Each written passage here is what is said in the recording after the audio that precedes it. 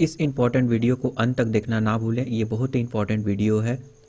जैसा कि आपको पता है कि मार्केट में एक गिरावट का माहौल बना हुआ है, एक प्रॉफिट बुकिंग का माहौल बना हुआ है। लगातार स्टॉक मार्केट में ज़बरदस्त रिटर्न मिला और कई सारे स्टॉक ओवर वैल्यूड हो गए और अभी करेक्शन का मौका मिल रहा है। और जैसा कि आपको पता है कि कोरोना के नए वेरिएंट को मिलने की वजह से केस लगातार बढ़ रहे हैं, जिसका बुरा असर स्टॉक मार्केट के ऊपर भी पड़ रहा है। और ये पड़ना एक अच्छा साइन भी है, क्योंकि मार्केट का करेक्ट होना भी इम्पॉर्टेंट है। अदरवाइज़ ये जो बबल बना हुआ है, ये लॉन्ग रन के लिए सरवाइव करना और ये बहुत मुश्किल है। आप ये सोच रहे हैं कि लगातार तेज़ी बना रहेगा, ऊपर ऊपर जाता रहेगा, तो ऐसा पॉसिबल नहीं है। करेक्शन, गिरावट, ये सारे स्टॉक मार्केट के पार्ट होते हैं और ये सब होना भी एक इम्पॉर्टेंट चीज़ है और ये ज़रूरी भी है। तो अगर किसी भी तरह का और अगर मार्केट में करेक्शन आता है, गिरावट आता है, तो कुछ ऐसे स्टॉक हैं जो आपको लेना चाहिए। और ये मौका बार बार नहीं आता, अब गिरावट और इस टाइप का सिचुएशन बार बार क्रिएट नहीं होता।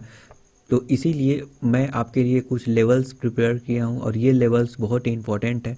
अगर उस वैल्यूएशन पे अगर आप बाई करते हैं किसी भी स्टॉक को, तो आपको एक अच्छा एडवांटेज रहेगा। कुछ top of the high growth जो स्टॉक है मैं उसको सेलेक्ट किया हूँ और उसका रीज़न भी बताऊँगा कि क्यों आपको बाई करना चाहिए। तो ये वीडियो बहुत ही इंपॉर्टेंट होने वाला है। ओके, तो चलिए बात करते हैं एक एक करके।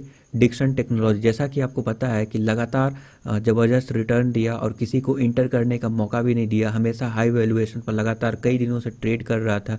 ज़बरदस्त न्यूज़ ऑलरेडी आ ही रहे थे और अपर सर्किट पे अपर सर्किट लग रहा था। किसी को पता नहीं था कि कहाँ पे एंट्री करें, कब लें। तो ये है डिक्सन टेक्नोलॉजी, ज़बरदस्त रिटर्न और फ्यूचर में अच्छा रिटर्न देने की भी कैपेबिलिटी रखता है। ये मल्टी बैगर रिटर्न आपको प्रोवाइड कर सकता है, क्योंकि अभी जो भी रिसेंट न्यूज आए हैं डील से रिलेटेड, कई सारे ब्रांड का मैन्युफैक्चरिंग डिक्सन टेक्नोलॉजी कर रहा है। तो डेफिनेटली आने वाले समय में गुड क्वार्टर की एक्सपेक्टेशन रहेगा और अगर ऐसा होता है तो आपको एक मल्टी बैगर रिटर्न प्रोवाइड कर सकता है। और ऐसा होना भी चाहिए, क्योंकि आत्मनिर्भर भारत के अंतर्गत और पीएलआई स्कीम के द्वारा भारत सरकार भी, इंडियन गवर्नमेंट भी डिक्सन टेक्नोलॉजी को सपोर्ट कर रहा है।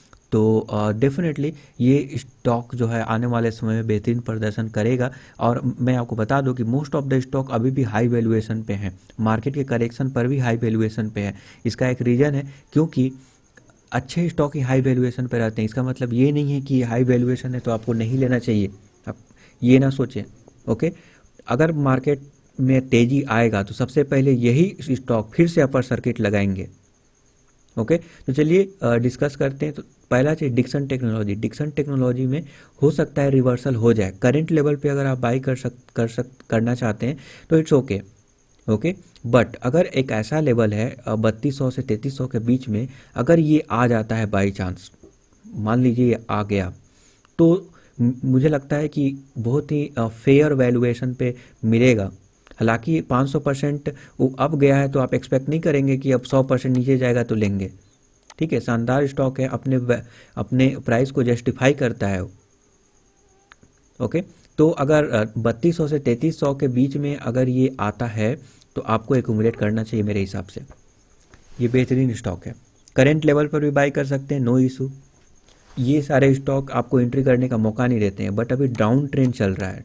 ठीक है, डाउन ट्रेंड, और अभी 3400 के आसपास आने के बाद, आई थिंक 3450 के आसपास आने के बाद इन्होंने एक ज़बरदस्त बाउंस बैक दिया है। तो लोगों को लगता है कि अभी फिर से तेज़ी बन गया है, बट ये फिर से ऊपर गया तो जो लोग इधर और इधर फंसे हुए थे अब यहाँ पे प्रॉफिट बुक करके निकल जाएंगे कि वो डाउन ट्रेंड में चल रहा है और वो जो है एंट्री कर लिए उनको गलती से। अब ऐसे लोग जो फंस गए थे अब वो फिर से प्रॉफिट बुकिंग करेंगे, क्योंकि लगातार गिरावट है, ऐसे ऐसे गिर रहा है।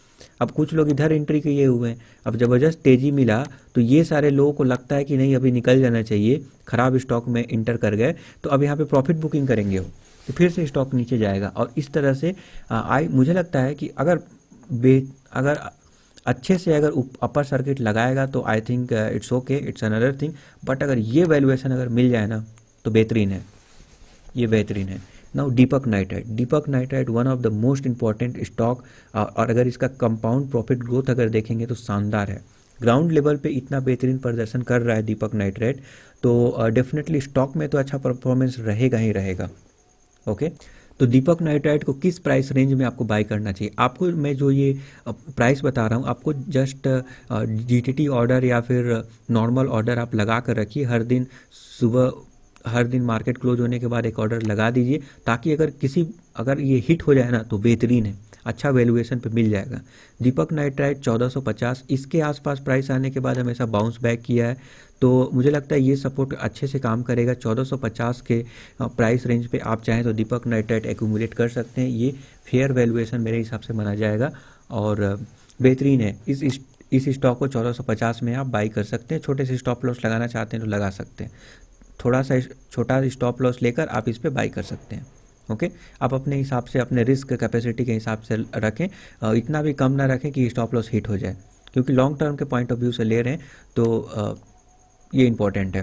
2-3-5% का गिरावट जनरली शॉर्ट टर्म में होता है, तो आपको घबराना नहीं चाहिए उससे ना। उसके बाद एल्किल अमाइन, अब स्प्लिट का भी न्यूज आने वाला है। स्प्लिट तो आएगा ही आएगा न्यूज, स्प्लिट तो होना मतलब 98% आप मान सकते होगा, ठीक है। तो स्प्लिट होगा तो अभी ज़बरदस्त 10% 11% का अभी जो है रिसेंटली 2 दिन पहले एल्किल अमाइन में अपर सर्किट लगा था। उसके बाद से प्रॉफिट बुकिंग हुआ और नीचे आ गया प्राइस। अब नाउ अगर और प्रॉफिट बुकिंग होता है, करंट प्राइस पर लेना चाहते हैं तो मेरे हिसाब से सारे स्टॉक बेहतरीन है, कोई भी प्राइस पर लें सब चलेगा। मार्केट डाउन है तो ये भी सारे डाउन है, ऑब्वियसली पूरा मार्केट ही डाउन है तो ये भी डाउन है। जब मार्केट स्टार्ट होगा ना चलना तो सबसे पहले यही दौड़ेंगे, उसके बाद ही जब ये हाई वैल्यूएशन पे पहुंच जाएंगे तब आएंगे अलग जितने भी अदर स्टॉक हैं, फिर वो दौड़ेंगे। फिर सबसे लास्ट में आते हैं पीएसयू स्टॉक, सबसे लास्ट में जब सारे ओवर वैल्यूड हो जाएंगे तो फिर इसमें लोग खरीदारी करेंगे। तो ऐसा होता है। तो मार्केट करेक्ट हो रहा है, डाउन है तो ये भी डाउन है, बट अगर आप मार्केट का मूड अगर सही हो गया तो सबसे पहले यही दौड़ेंगे, आप ध्यान रखिएगा। ये ऑलरेडी मल्टीबैगर बना चुके हैं, आप ये मत सोचें कि हाई वैल्यूएशन पे ट्रेड कर रहा है। तो एल्किल अमाइन 5000 मिलना थोड़ा टफ है, बट अगर मिल जाता है बाय द वे तो ठीक है। देखिए इतने सारे स्टॉक हैं, आप ऑर्डर लगा के रखेंगे, कोई ना कोई तो हिट होगा ना, अच्छे फेयर वैल्यूएशन में मिलेंगे। आप मान लीजिए नहीं लेने वाले थे, मीन्स स्टॉक मार्केट में आप लेना ही नहीं चाहते थे, बट अगर कोई फेयर वैल्यूएशन पे मिल जाता है तो ठीक है, नहीं तो आपके पास फंड पड़ा है तो आपके पास फंड है तो उसमें कोई रिस्क नहीं है ना। ओके, तो बट आपको ये नहीं भूलना चाहिए कि अभी रिसेंटली मार्केट काफ़ी ज़्यादा ओवर वैल्यूड हो चुका है और कई स्टॉक तो जो है 500-500% का रिटर्न दिए हुए हैं। जो घटिया स्टॉक हैं, जो पेनी स्टॉक है, वो भी ₹1 वाला स्टॉक ₹7 में मिल रहा है, 30 पैसा वाला स्टॉक जो है ₹2-3 में मिल रहा है। क्या जंप देखने को मिला है, मतलब पेनी स्टॉक से लेकर कोई ऐसा मोस्ट ऑफ द स्टॉक जो है भाग गए। खराब स्टॉक भी वो भी अपर सर्किट लगा रहे हैं, ऐसा सीन हो गया है, ठीक है। आप बोलेंगे, देखेंगे यस बैंक वो भी 20 रुपीज़ तक चला गया था, अभी फिलहाल 21 के अराउंड चला गया था और अभी करेक्ट होकर नीचे आया है। ओके, तो मैं आपको यहाँ पे बोलना चाहूँगा कि ये इस लेवल पे एल्किल अमाइन आप ले सकते हैं। नेक्स्ट आता है एफएल इंडिया। अब एफएल इंडिया ऐसा स्टॉक है ना, इसको गूगल और फेसबुक के साथ कंपेयर कर सकते हैं, मतलब बिजनेस मॉडल के हिसाब से। ऐसा नहीं है कि गूगल को कंप्लीट करेगा, नहीं, ये बहुत छोटा स्टॉक है, उतना बड़ा नहीं है, बट ये जो एडवर्टाइजमेंट में काम करता है, मोबाइल एडवर्टाइजमेंट में आर्टिफिशियल इंटेलिजेंस यूज करके जो एड्स दिखाते हैं और जो इनका बिजनेस मॉडल है वो शानदार है और आने वाले समय में ये भी अच्छा एक्सपेक्टेशन, क्वार्टर रिजल्ट का एक्सपेक्टेशन रखता है। तो एफएल इंडिया को भी आप ले सकते हैं इस वैल्यूएशन पे, अगर मिले 4230 के आसपास तो आप एक्यूमुलेट कर सकते हैं, ये भी ठीक ठाक है, ठीक है। ओके, अगर मार्केट में किसी भी तरह का डाउनफॉल आता है तो आप इसको ध्यान दें। तो ऐसा भी हो सकता है कि कल मान लीजिए कल मार्केट सही था और अगला दिन फिर से जो है गिरावट हो गया, ऐसा हो सकता है, कंसोलिडेशन हो सकता है, बहुत हाई वैल्यूएशन है। इसीलिए तो बॉन्ड यील्ड बढ़ रहा है तो लोग स्टॉक मार्केट से पैसा निकाल के बॉन्ड और गारंटेड रिटर्न वाले प्लान और गारंटेड रिटर्न वाले इंस्ट्रूमेंट में डाल रहे हैं। रीजन यही है क्योंकि most of the stock over valued हो चुके हैं, तो बॉन्ड यील्ड भी बढ़ रहा है, बॉन्ड यील्ड के साथ साथ कोरोना के केसेस भी बढ़ रहे हैं, तो इन सारे चीज़ जो है प्रॉफिट बुकिंग करने के लिए एक इंस्पायर कर रहे हैं लोगों को कि प्रॉफिट बुक कर लो, क्योंकि मार्केट अगर और क्रैश अगर हो गया तो फिर प्रॉब्लम हो सकता है। It's okay. बट आपको ये नहीं बोलना चाहिए कि अभी मार्केट कितना गिरेगा। मार्केट कितना गिरेगा? मार्केट जब कोरोना में गिरने के बाद जबरदस्त बाउंस बैक किया, तो अभी तो वैक्सीन मीन्स अनसर्टेन सिचुएशन तो है, बट आपको पता है कि वैक्सीनेशन भी हो रहा है साथ में। तो ये जो कोरोना का केस है वो बढ़ रहा है, बट उससे ज़्यादा इम्पैक्ट नहीं होगा। हालांकि थोड़ा बहुत तो होगा और शॉर्ट टर्म के लिए, बट मेरे हिसाब से इसका मौका, इस गिरावट का मौका लेना चाहिए। ये स्टॉक मार्केट में करेक्शन जो है वो एक बहाना चाहिए, और ये एक बहाना है, ऐसा कुछ भी नहीं होने वाला है मेरे हिसाब से। उसके बाद आता है एफएल इंडिया, के बाद आता है एस्ट्रल पॉलिक। अब एस्ट्रल पॉलिक प्लास्टिक में जो पाइप्स वगैरह बनाते हैं उसमें नंबर 1 है, लीडर है, ठीक है, नंबर 1 है। एस्ट्रल पॉलिक बोनस देने के बाद लगातार ज़बरदस्त गिरावट देखने को मिल रहा है, प्रॉफिट बुकिंग देखने को मिल रहा है। 2 रीज़न है। पहला रीज़न तो ये है कि मार्केट ज़बरदस्त प्रॉफिट बुकिंग चल रहा है, मार्केट में एक अनसर्टेनिटी का माहौल है, कोरोना वायरस के केस बढ़ रहे हैं, स्टॉक मार्केट हाई वैल्यूएशन पे है, देन बॉन्ड यील्ड बढ़ रहे हैं, और डेट गोल्ड का प्राइस कम हो रहा है। तो जो लोग स्टॉक मार्केट से निकाल के उधर भी शिफ्ट करेंगे, अब उनको अच्छा अट्रैक्टिव लग रहा होगा प्राइस। तो कुछ लोग हैं जो अट्रैक्टिव प्राइस लगता है तो इधर से उधर लेकर जाते हैं, फिर वो हाई वैल्यूएशन पे चला जाता है तो फिर उधर से स्टॉक मार्केट में लेकर आते हैं। क्योंकि रिसेंटली आपको पता होगा कि जब स्टॉक मार्केट क्रैश किया था तो गोल्ड का प्राइस कितना जंप किया था। उसके बाद अभी जो है गोल्ड का, जब स्टॉक मार्केट जब हाई वैल्यूएशन पे है तो गोल्ड का प्राइस देख लीजिए 45,000 के करीब आ गया, राइट। तो ये सब होते रहता है, लोग ऐसा ही करते हैं। It's okay. तो ये हो गया एस्ट्रल। तो इन सारे रीजन को ध्यान में रखते हुए, क्योंकि अब बोनस का न्यूज आया उससे पहले ही लोग पोजीशन बना कर बैठे हुए थे कि बोनस मिलेगा तो प्रॉफिट बुकिंग कर लेंगे, क्योंकि लोग हाई ऊपर जाएगा 20-30% ऊपर गया तो वो प्रॉफिट बुकिंग करेंगे। तो प्रॉफिट बुकिंग कर रहे हैं, इसीलिए गिर रहा है एस्ट्रल पॉलिक। ओके, तो आपको यहाँ पे घबराना नहीं चाहिए। अच्छा वैल्यूएशन तो मिले तो एक्यूमुलेट कर कीजिए, बेहतरीन स्टॉक है। 1430 पर अगर मिल जाता है शानदार है, आप ले लीजिए। देन आता है एचएलई ग्लास कोट। अब एचएलई ग्लास कोट भी एक शानदार स्टॉक है। 1800 के आसपास मिलेगा तो आप ले सकते हैं। हिंदुस्तान फूड 1700 के आसपास अगर मिले तो भी एक फेयर वैल्यूएशन माना जाएगा, आप ले सकते हैं। टाटा मोटर भी अगर 270 के आसपास, अगर 275 के आसपास अगर मिल जाए तो ले सकते हैं। हालांकि अगर कोई बैड न्यूज आ जाता है तो इसको तोड़कर गिर भी सकता है। तो आप एक अपने रिस्क, जितना रिस्क लेना चाहते हैं अपने रिस्क के अकॉर्डिंग छोटा सा स्टॉप लॉस लगा दें, ठीक है। मैं रिकमेंड करूंगा कि छोटा सा आप स्टॉप लॉस भी लगा लें, लाइक 2-3% डाउन में, ताकि वो हिट भी ना हो अपने हिसाब से। हालांकि मैं जो ये वैल्यू यहाँ पे निकाला हूँ वो एकदम से सपोर्ट लेवल के आसपास ही है, ठीक है। ये बहुत ही फेयर वैल्यूएशन है, मीन्स ये वैल्यूएशन पे जनरली मिलता नहीं है। अगर इस वैल्यूएशन पे अगर कोई भी स्टॉक अगर मिल जाता है तो वो अच्छा माना जाएगा मेरे हिसाब से। ओके, तो बहुत मैं रिसर्च वगैरह किया, उसके बाद मैं ये सारा वैल्यू को निकाला कि चलो इस लेवल पे बाई कर सकते हैं। ये आपके लिए मैं बनाया हूँ, बट ये मैं भी फॉलो करता हूँ, एक्चुअल में मेरे लिए भी है, ठीक है। मैं भी इसी चीज़ को फॉलो करता हूँ। जब मार्केट जब ओपन होता है तो मैं खुद जो है ये जो मैं तैयार किया हूँ इसको मैं खुद फॉलो करता हूँ, और यही रिसर्च जो मैं अपने लिए किया हूँ वही मैं आपको प्रोवाइड कर रहा हूँ। ओके, इसमें बहुत मेहनत लगता है। It's okay. नाउ ब्रोसिल रिन्यूएबल, अब इसका रिटर्न जो इन्होंने दिया है ना, शानदार रिटर्न है, ठीक है। इस शानदार रिटर्न, ज़बरदस्त रिटर्न देखने को मिला है ब्रोसिल रिन्यूएबल। इसका 600% का रिटर्न इस वर्ष बहुत ही आसानी से देखने को मिल गया, 600% से भी ज़्यादा का रिटर्न ब्रोसिल रिन्यूएबल। और आप प्रॉफिट ग्रोथ देखेंगे तो चौंक जाएंगे। तो अभी ये वीडियो लंबा हो जाएगा, ऑलरेडी हो चुका है, तो इसीलिए मैं ज़्यादा नहीं जा रहा हूँ। ये बेहतरीन स्टॉक है। नाउ ये सारे स्टॉक तो मैं हाई ग्रोथ पोटेंशियल वाला स्टॉक में दिखा दिया। अब कुछ ऐसे स्टॉक हैं जो लार्ज कैप के हैं, लो रिस्क है, वहाँ पे आपको डरने की ज़रूरत ही नहीं है। ये सारे स्टॉक क्या है, ये सारे स्टॉक भाग रहे हैं। अगर करेक्शन हुआ तो कितना डाउन हो जाएगा कोई पता नहीं है, ठीक है, हो भी सकता है। ये रिस्क वाले स्टॉक है, रिस्की स्टॉक है। इसका मतलब ये नहीं है कि गिर जाएगा, बट है। ओके, देन आता है यहाँ पे रिलायंस इंडस्ट्री। अगर आपको 1910 के आसपास प्राइस रेंज पे अगर रिलायंस इंडस्ट्री का स्टॉक मिल जाता है तो आप ले सकते हैं। ये बहुत ही शानदार स्टॉक है, लार्ज कैप का स्टॉक है। आपको भी पता है कि निफ्टी सेंसेक्स में नंबर 1 और हाई वेटेज वाला स्टॉक है रिलायंस इंडस्ट्री।